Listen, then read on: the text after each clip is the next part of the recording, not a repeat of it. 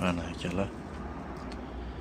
Nexia, Matiz, Opel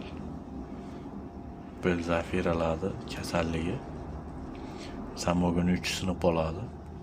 Kalitni ochganinglarda zamog ochiq qolib yurmay qoladi. 3 mashina bo'lib sinib qoladi.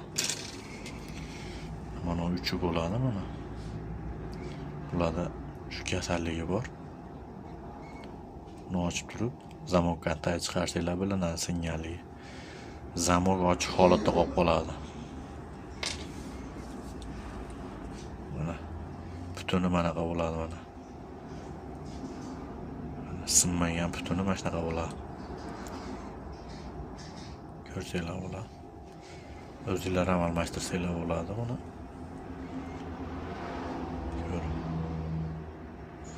Imенно mana shu kontaktga, zamok kontaktga kirib buraladigan joyi sinib qoladi.